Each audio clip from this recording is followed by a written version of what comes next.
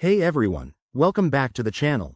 If you're diving into the world of crypto in 2025, you might need to move your coins from Uphold to another wallet for better security or flexibility.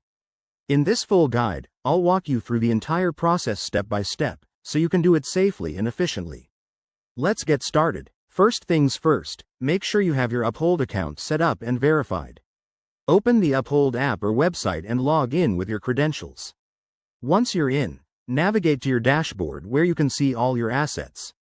Next, select the coin you want to transfer. For example, if it's Bitcoin, click on that asset. You'll see an option to send or withdraw. Go ahead and choose that. Now, you'll need the wallet address of the destination. This is crucial, so double-check it to avoid any mistakes.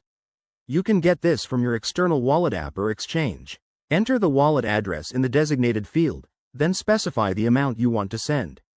Uphold might ask you to select the network, like Bitcoin's mainnet, so ensure it matches your receiving wallet to prevent issues. Review all the details carefully, including any transaction fees, which can vary based on network congestion in 2025. Hit the Confirm button, and Uphold will process the transfer. You'll get a confirmation email or notification once it's initiated. To be extra safe, head over to a blockchain explorer and verify the transaction using the Texas ID provided. A few quick tips. Always use a secure connection, never share your private keys, and be mindful of gas fees if you're dealing with Ethereum-based coins.